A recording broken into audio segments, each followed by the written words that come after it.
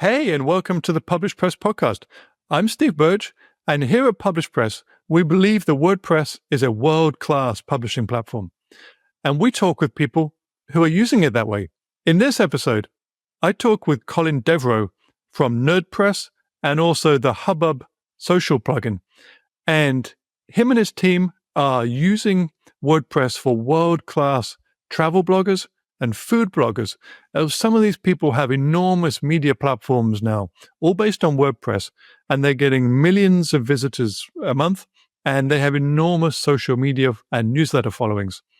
I talk with Colin about those platforms and about how his belief in owning the audience is helping those platforms grow even bigger.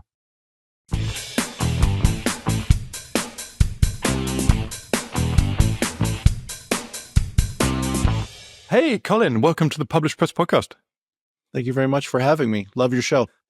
Oh, thank you. It's great to see you again. I think we ran into each other in Portland at WordCamp US, I believe.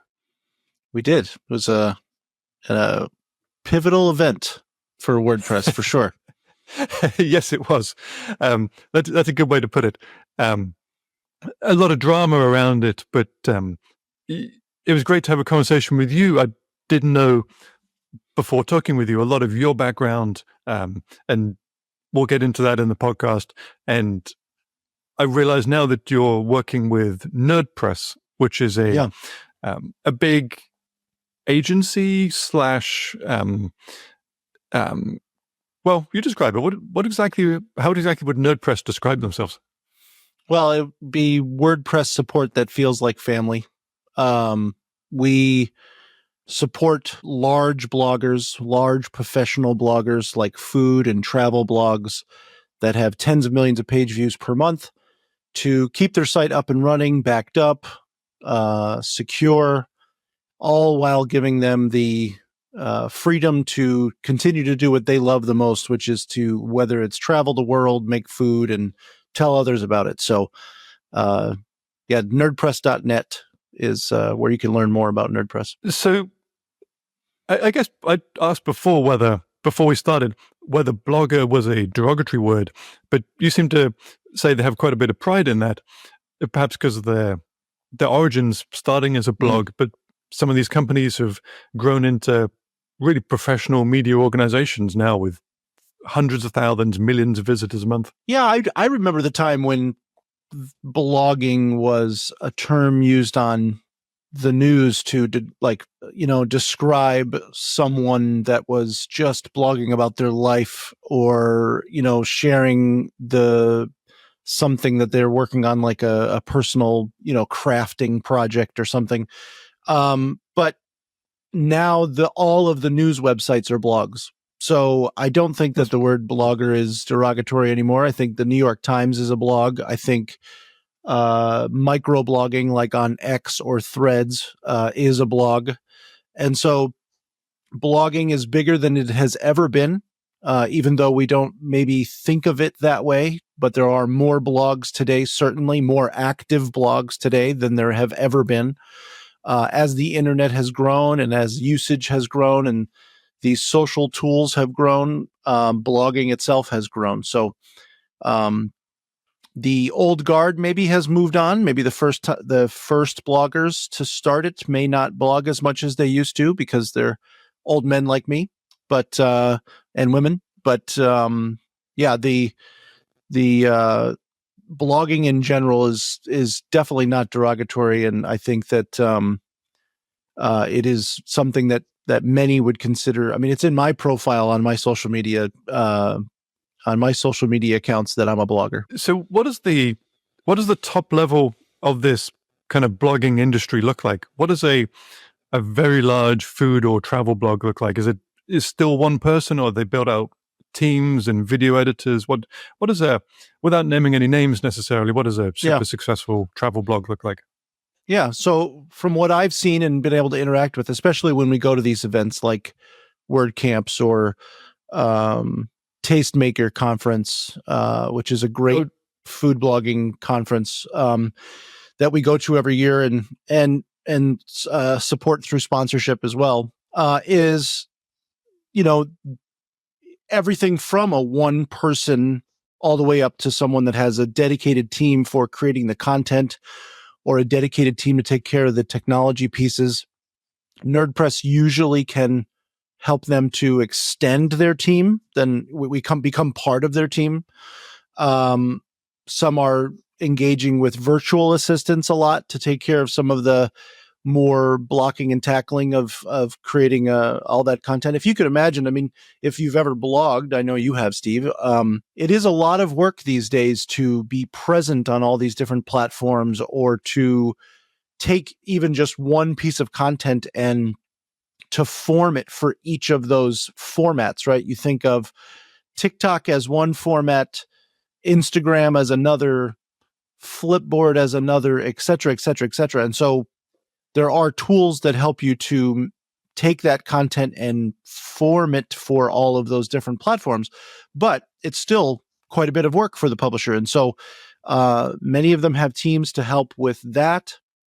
And of course, when they get that large, there's business administration, there's ad sales, there's partnerships and business development. And so, yeah, they are definitely real businesses.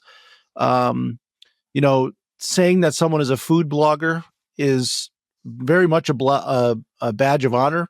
Nice. And they're larger. Many times they're larger than, they might get excited about being on the Food Network website or something, but many of these people get more traffic than the Food Network does. So they're pretty big. So I can imagine what a travel blogger does at large scale. They publish their journeys. I've seen some of the people who might be publishing their journeys. Here's me in South America, in Morocco, in Southeast Asia. What does a food blog look like at massive scale? I presume it's more than just putting out recipes, right? There's a lot more content that a publisher can be putting out rather than simply being a site for pasta recipes or a site for vegan recipes. Yeah, I think many started out with just sharing a recipe here and there.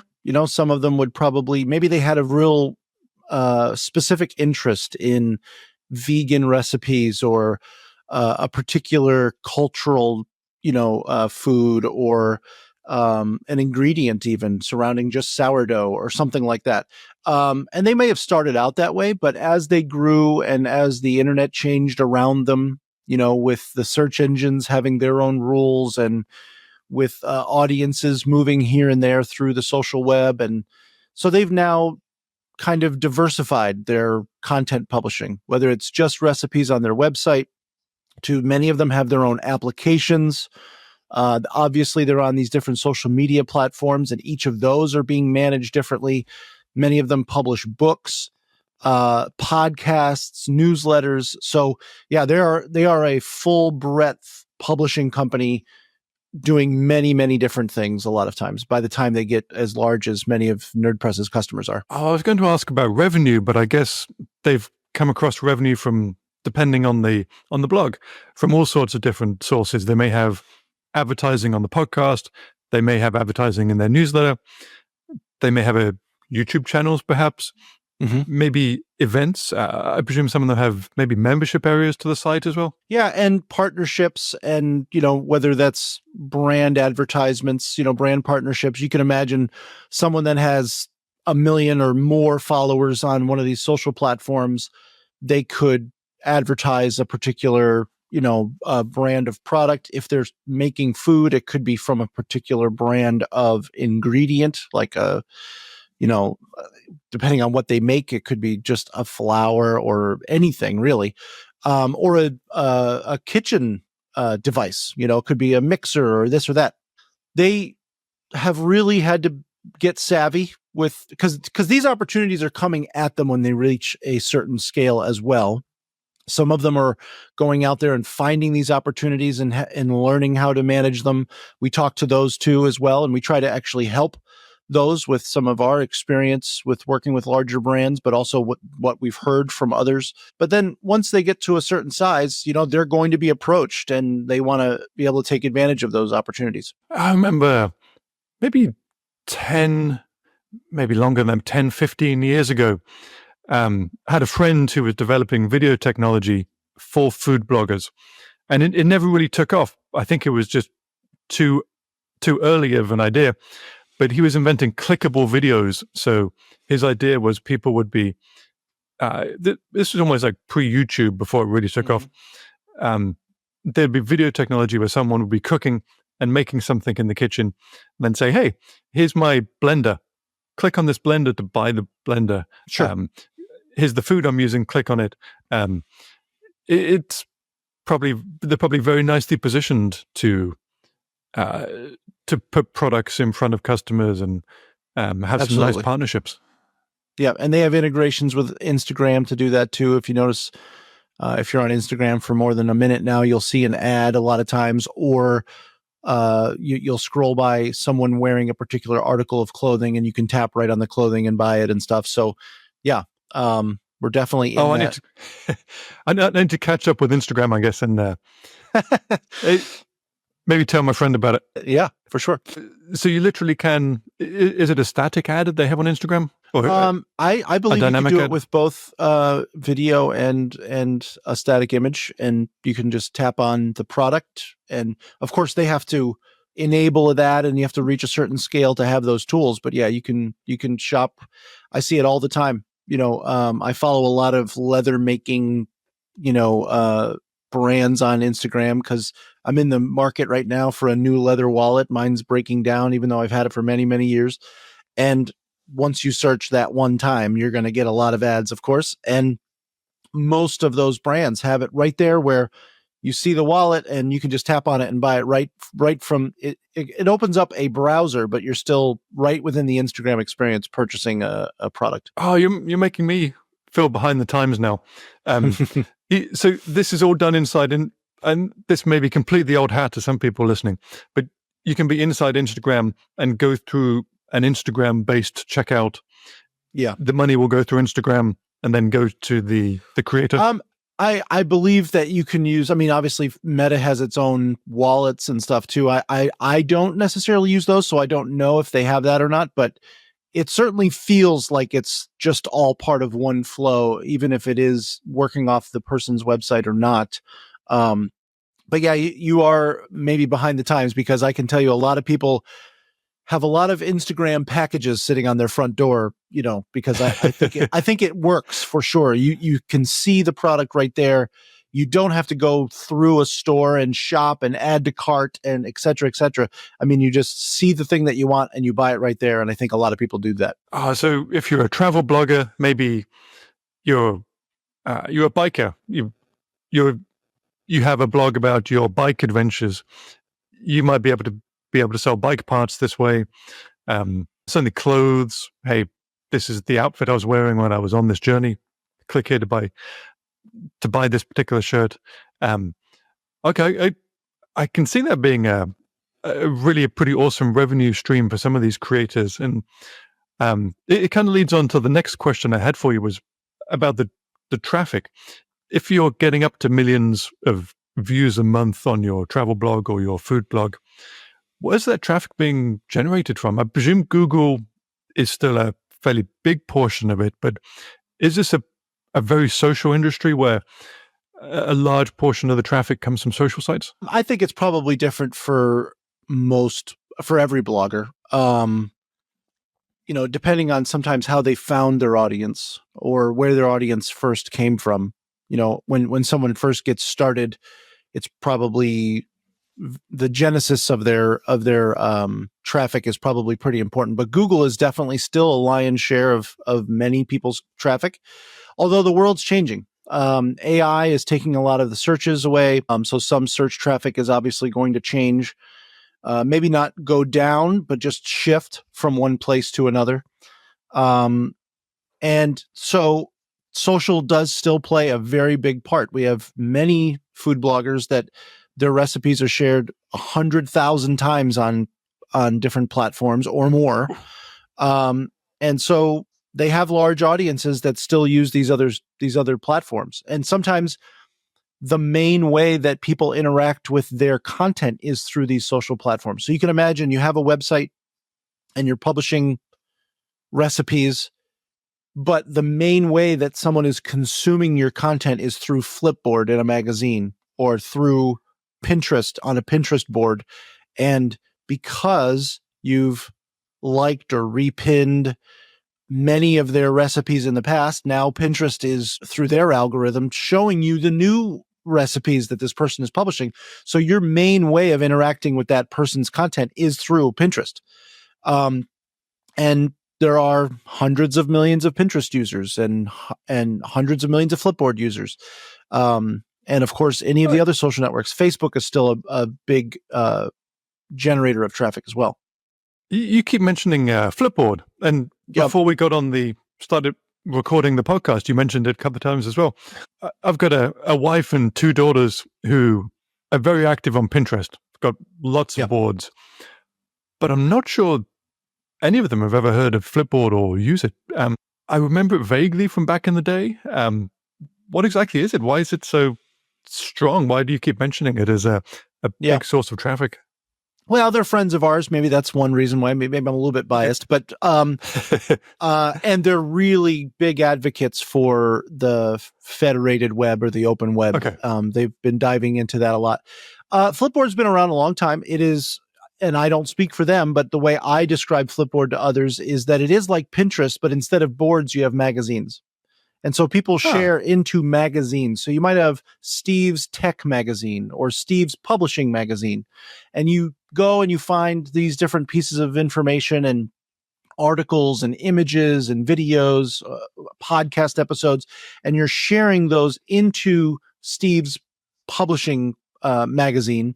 And people can follow that magazine. They can like specific articles that you have put into there. They don't even have to follow your magazine, but the individual articles can get shared. And there's many different mechanisms within the Flipboard ecosystem that allow you to do that. Their experience and their UI on the iPad especially is very magazine-like. So to go and flip through a food and travel and news is very big on Flipboard. And they do have well over 100 million users as far as I know. They are one of the bigger, one of the bigger traffic sites on the internet. They're all into human curation, which I really appreciate about them compared to maybe some of the other platforms. They definitely have an algorithm. The algorithm is based a lot on timeliness and some other things, but they value human curation. So they set up these editors, in-house editors, to then curate the food, vertical for them, the food market or the travel market. And so what ends up happening is it's not just feeding you a bunch of stuff through an algorithm. It is actually a human that's saying, wow, you should go take a look at this because it's timely right now. And if you follow them on different social platforms, you'll see that they keep track of what's going on in the zeitgeist and, what's going on in news and politics and celebrity and food news and things like that. And they promote that information through their platform. And it obviously works because they drive a lot of traffic. We have many customers on the Hubbub side, which we'll get into Hubbub, I'm sure, but NerdPress publishers that have ignored Flipboard have seen and then added it to their site. Let's say they add the Flipboard share button in Hubbub, or they just engage that audience themselves by sharing the content on there or liking other things as their brand. They do see a very stark rise in traffic from Flipboard. Oh, wow. We have one that started to publish on there, or rather share their information on there, and within 30 days they had 60,000 unique hits from Flipboard. So Flipboard is definitely not a platform to sleep on if you are a publisher. So they have a big differentiator in that they have human curation on their social network. And I'm struggling hard to think of any other network that does that. Maybe Reddit has a dose of that because they have the moderators and so on, but it doesn't sound like nearly the way the Flipboard does it. And also it sounds like the actual physical experience is different in that you're almost flipping through the pages of a magazine rather than the endless doom scrolling. vertically. Well, I'm really into photography, and so I Yeah. like to use Flipboard to follow photographic magazines. There's a few editors on there, photographic editors, that I really appreciate their taste. And while I do follow some of these people on social media, um, some of the user interfaces in some of these apps that are like just threads or something, let's say, um, they're not a photo book. But when I'm on my iPad and I open up Flipboard and I go to my photography magazine that's being curated by someone that works at MoMA, uh, it is very much like a printed magazine. And so in the realm of photography, that obviously makes a lot of sense. And there are other things that are like that. We all really appreciate a really nice, well-designed, well-photographed cookbook compared to seeing a Facebook post. And so Flipboard, if you're into food and you really want to see some of these recipes in a nice way, or at least be able to page through them in a nice way, Pinterest does a decent job at that as well with highly visual boards and things. But Flipboard is definitely very, very nice for that. And what's really nice for the publisher is, unlike some other platforms, they don't keep the person on Flipboard. If someone taps on an article, you go to the website. And that maintains the relationship between Flipboard and all the publishers. That allows people to grow their websites and to grow their reach, because they aren't saying, oh, click here and read it here, like maybe an RSS reader would do that. A lot of the maybe reservations about people using RSS was that if you could read all my content through an RSS reader, you never have to come to my website. Now, that has proven not to be the way that it goes. RSS has become the underpinning of the entire internet now, from podcasting like this to the Apple News app, et cetera, et cetera. But it does have someone kind of take away that hit, which is kind of their currency, right? They make money based on traffic many times. And so Flipboard does a good job of redirecting that traffic. Yeah, there are some social networks, I believe, Twitter/X does it, and LinkedIn as well, that they will penalize a link in a post. That if you're, which sounds like the opposite of the web. Yes. It's a terrible idea. Basically, you have to put some kind of hook in the main post and then drop the link in the comments down below. Well, it incentivizes bad behavior. It incentivizes behavior that's let's call it reader hostile, right? If I'm on Threads and I follow someone like you, and I trust that if you link me to something that I want to see it, well, if then you are incentivized by the algorithm to post and then reply to your own post, now it's harder for me, who wants to see your information, who wants to see your images, your links, whatever you're sharing. I don't think it's a long-term good. I don't think it'll last forever. I think that'll go away, like many other things that social networks that are siloed like that have tried. It does boost Facebook's numbers, but it doesn't boost the publisher's numbers. So you are the social media person at NerdPress to some extent, right? You heavily involved in that side of things, and you're developing a plugin called Hubbub that NerdPress has recently acquired. You've been spent a lot of time digging into social networks for really prolific, high quality, highly successful publishers. What are you seeing out there at the moment? I mean, we're talking about a couple of niches in particular, the food and the travel niches. Are there sources of traffic out there? Are there particular social networks that are really driving traffic to your customers at the moment? You mentioned Flipboard, perhaps Instagram as well. Are there others that we haven't talked about yet? Yeah. So I joined NerdPress, and I am the senior product manager at NerdPress. And my main responsibility right now is Hubbub, which is a website growth plugin for WordPress. So the Hubbub product is dedicated to growing someone's website and their mailing list. We think that it's very important at this time that we are in, with the change in the social engine landscape, with the change in social media that is constant, that we give the publisher's growth our priority. And so every change we make or tool that we create or feature we add to Hubbub is driven towards helping the publisher grow their website or their mailing list, because we think it is very important for them to own their audience, unlike on some of the social platforms where they don't own their audience. And if the social platform goes away, they lose their audience. We firmly believe that the publishers should own their audience. And so that's what Hubbub is kind of dedicated to.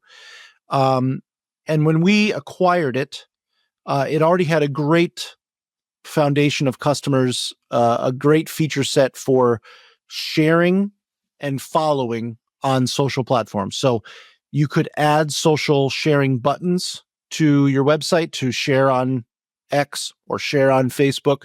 And you could also add the follow buttons, which says, hey, I have a Facebook page over here, follow me there. Or I have an Instagram account, follow me there. We've extended it since then. We've added new social networks that didn't even exist when we acquired it. Blue Sky and Mastodon, etc. And so we're going to continue to invest in, supporting whatever social network comes next. We're kind of agnostic in that way. Yeah. Like we whatever is whatever social networks have some traction. In fact, we're looking at some that are mainly in Korea right now that we're going to be adding just for that audience, because we've had requests for that social networks that maybe you or I would never even become aware of, and yet they have millions of people using them. And so we want to make sure we support those as well. But also we've added a new feature called Save This, which is a form that goes into your post. And after this, maybe I'll record some video for you so you could see just what some of these features do. But the Save This form, you can imagine you're scrolling on a travel blog. And I just did this the other day. It was a Hubbub customer. I didn't even know. My wife and I want to go to Maine. We saw one of the Maine tourism websites that said things to do in Maine.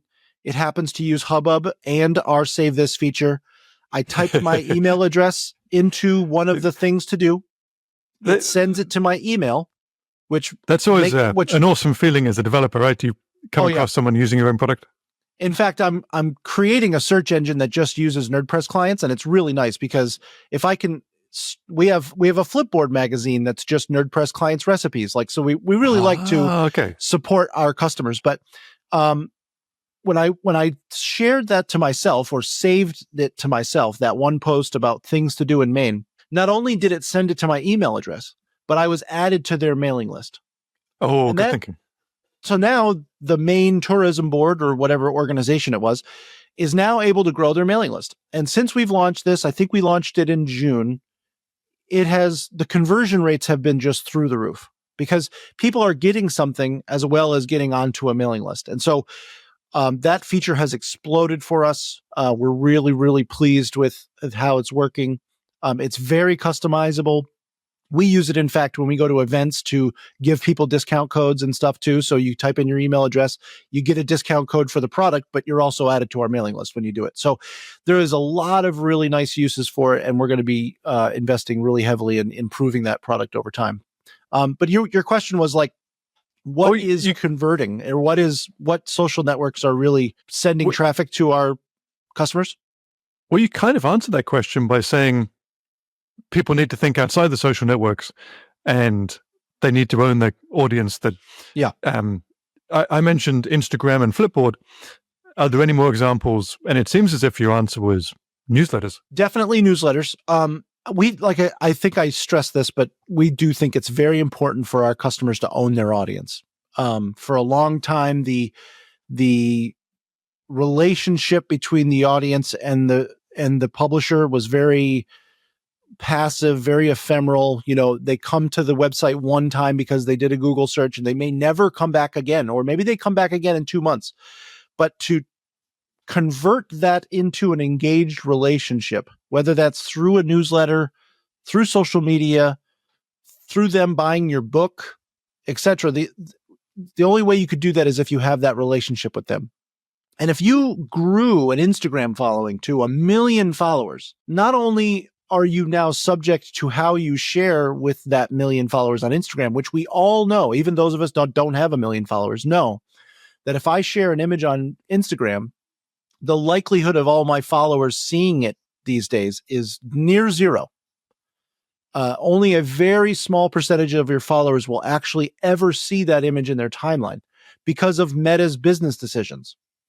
But if you own the customer, whether that means that you have a newsletter with them, you're engaged on Patreon, whatever it may be, that relationship is much tighter, not as passive, much more engaged, and you can almost guarantee that that person's going to see that bit of content that you're giving to them. And so that leads to a much higher or more valuable audience. So 1 million Instagram followers is worth less than 10,000 newsletter subscribers. So if you're thinking about just raw numbers, if you can grow your newsletter mailing list and have your open rate for those newsletters be fairly high or industry high, that is far more valuable than as many social media followers as you could possibly get. And one of some light at the end of the social media tunnel right now is these open and federated platforms like Mastodon, like Blue Sky, and others that are allowing you to own your following. So unlike Facebook, if you get 1 million Blue Sky followers, you can take those followers with you if you were to leave Blue Sky or Mastodon. And so that's what separates some of these newer social media platforms from the previous generation of social media platforms, which is why Threads, which is made by Meta or Facebook, which is why Threads is actively pursuing some of these open protocols, is because they see that that's where it's going to go. Where if I create or if I find 1 million followers on one of these platforms, I should be able to take that with me because I earned it. And so that's kind of what's really exciting about the social web right now. So I feel like I should know more about this. I've been very active on Blue Sky lately. I have a Mastodon account, but for me and for other people listening, they may not quite understand the practical implications of that. How would that work if you decide, okay, I'm on Blue Sky, I have an audience of 50,000 people, and I want to move? What would that process look like? You want to move, say, to Threads or to a Mastodon account? How would that work? So each of these it's a little bit nuanced and a little bit technical, and we're very early days in this. Okay. I would say it's actually easier to talk about Mastodon from this perspective because Blue Sky is very new. Their protocol is just getting under feet, whereas Mastodon's been around for 11 years or whatever it's been. And the ActivityPub protocol, which is underneath Mastodon, has been around even longer. But just to kind of paint the picture of how this could work is you get 1 million Blue Sky followers and you want to move to another social network that supports the same protocols that Blue Sky does. Now, Blue Sky probably could give you a download of all your followers, whatever that may mean. You download some data and you can get that information, which in and of itself is useful. Unlike some of the other social media platforms, maybe there's no way to do that. But if you were to move from one platform to another, the followers would never know the difference. And you are already on that other platform and they are still following you. So the connection is never broken. Right? So you can imagine this. If you have an address book of, 1 million people in your address book, and they all know your email address and you know their email address and you can email them anytime you want. And you're at your own domain name, right? Steve.com. If you change email providers from your internet provider to Gmail to Fastmail to somebody else, they never know that. They never know that you changed your email provider because email all works together. Okay. So you change your email provider, and yet those people can still email you at the exact same address. You can email them at the exact same address, and they never knew that you switched email providers. That's where the protocols are going. It's getting closer and closer and closer to being as simple as that. where right now, if I switched from mastodon.social, which is where my Mastodon account is, over to pixelfed.social, which is another Instagram alternative, I could move all of my followers over there. They would never even know. So that's where the protocols are headed. It's very exciting because I do believe that there's been a lot of wasted energy, not necessarily wasted, of course, but like it's unfortunate when the seas change and people move from one platform to another, or a platform goes out of business, or a platform changes their policies such that that publisher no longer wants to publish there. So now they're going to be able to move and keep their audience with them. Oh, so you're thinking maybe 2, 3, possibly 4 years ahead. For example, on my Blue Sky account, I have a domain, steveburge.com, where I do some blogging, and that allowed me to, Blue Sky allowed me to connect that particular domain name to my account and use it as my handle. Yep. So that's something that I could take with me between different platforms and would allow people to follow me, whatever. If they were, say, on Threads, they could possibly see my messages using that unique handle that worked across different platforms. Yeah. One of Blue Sky's biggest thing is about identity, and you own your identity, and you own your identity at your domain name. And so your domain name then becomes your username, sort of. And the way that you authenticate is through your own domain. And so now that that's your domain, as long as you have that domain, you should be able to have that connection no matter what platform you're on. Quite frankly, you should be able to be on 100 platforms and your domain is the target for all of them. And that is we're starting to see that. We started with verified links, right? There was always this, or even verified accounts, right? You go to Meta, you give them $15 a month and you can get a verified account. You go to X, you could do the same thing. Well, if you go to Mastodon, the way that you verify it is that you connect it to your domain name through a little snippet of text that goes onto your website. And then it gives you a little green check mark, and you can say, oh, that really is Colin, because that's his website and it has a check mark on it. And the only way that that would ever happen is because he edited his website. And Blue Sky is similar. $15 needed. Yeah, no $15 needed. So then now you're able to verify who NASA is across all of these platforms, or who the White House is across all of these platforms. Okay. And so really it shouldn't be that everybody has different usernames and all these other things. It should all be driven by domain names, and eventually we'll get there. So you are a big supporter of the decentralized web. And from having browsed your website before talking with you, I didn't realize that you are an original OG blogger. I mean, we're not talking like 2015 or 2005. You got like blog posts going back to the 1990s. I do. You've been in this. You've been passionate about this for a long time. Is the gray that apparent, Steve? You know, we're both a little gray, but yeah. Yes. Yeah. So if my memory is right, I would say it was probably around 1997 is when I started sharing Star Wars information online on my Prodigy account or something along those lines, or Tripod, if anybody remembers those, GeoCities, things like that. I definitely was sharing daily snippets before it was the word weblog was coined, long before RSS. I remember when the RSS consortium came together and created the spec for RSS. So I've definitely been doing it for a very long time. If you look at my WordPress.org profile, I think it started in 2004. Okay. Something like that. So it's way back. I've been part of the blogging scene for quite some time, and I've seen it change. And I can say one thing has not changed the entire time, and that is the importance of having your own website. My personal website is a place where I experiment and play and where I think. So it doesn't have a purpose. I'm not trying to make any money with it, nothing like that. But it's where I play with the latest tools or software or WordPress feature, or run beta versions of my own plugins or something like that.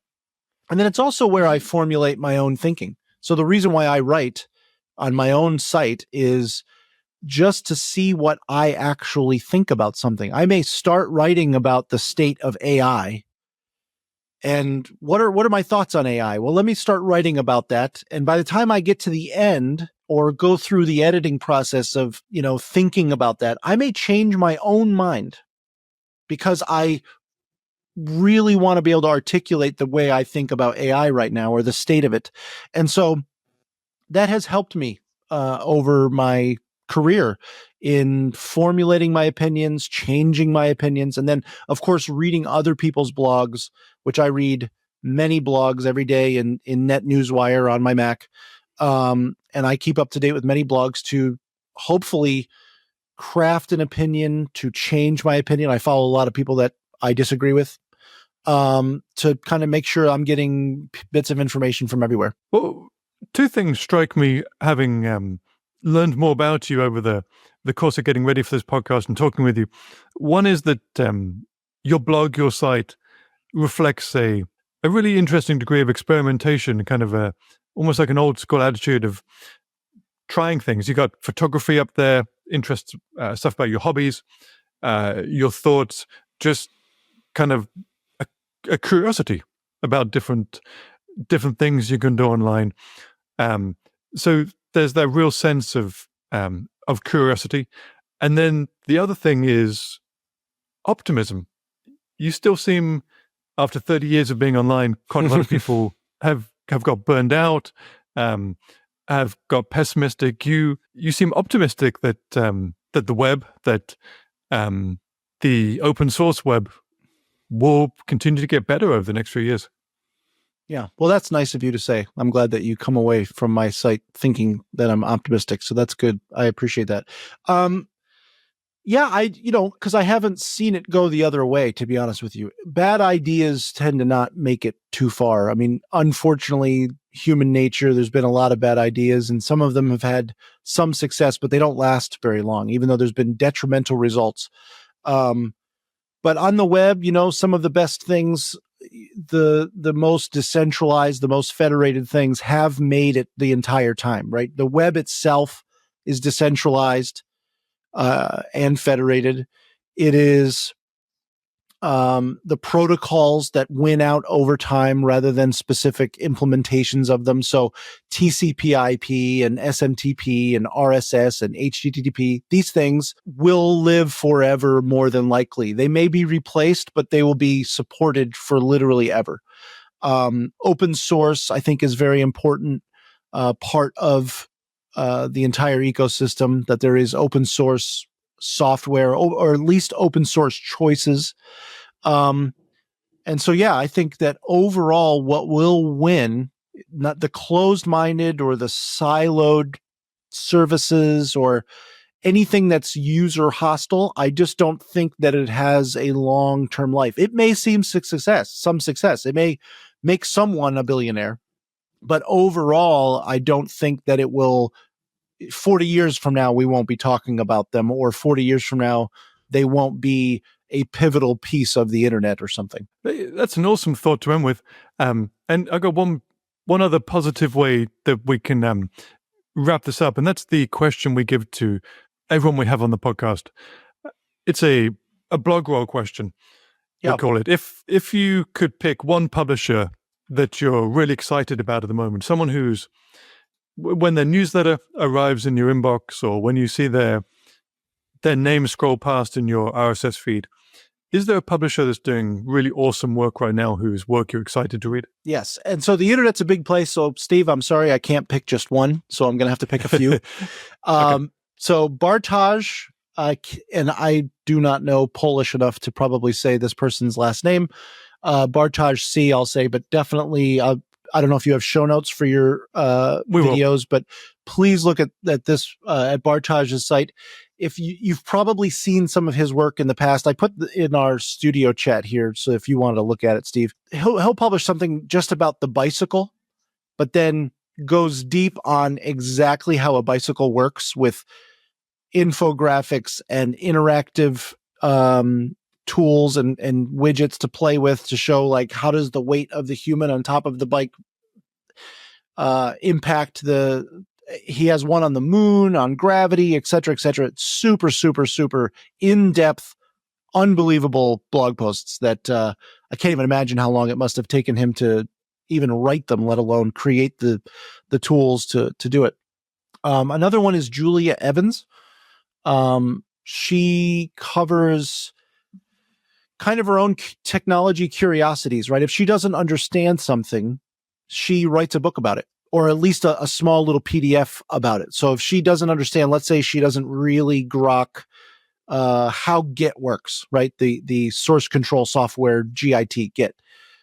She dives deep and figures out exactly how it works, and then is able to explain it either through a blog post or through a inexpensive $8 zine or something.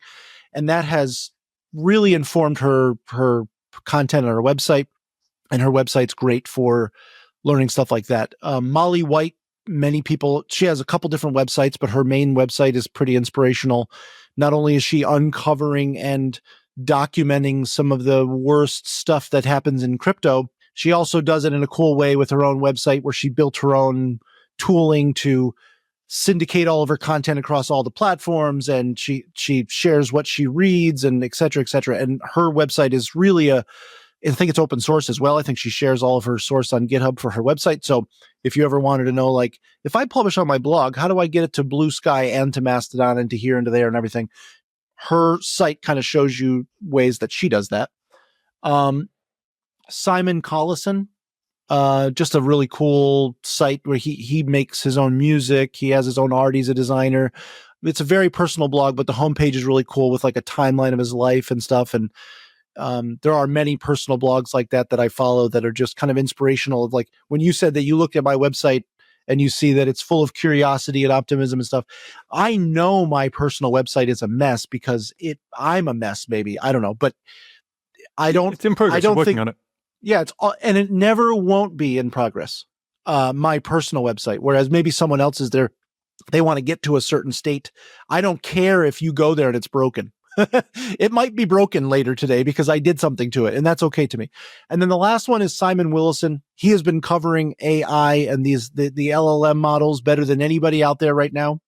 As far as I know, if anybody else knows any other ones, I'd love to hear them. But he tests every new AI model that comes out and documents them profusely and writes software against them and everything. And he shares everything on his blog. He's probably blogging multiple times per day.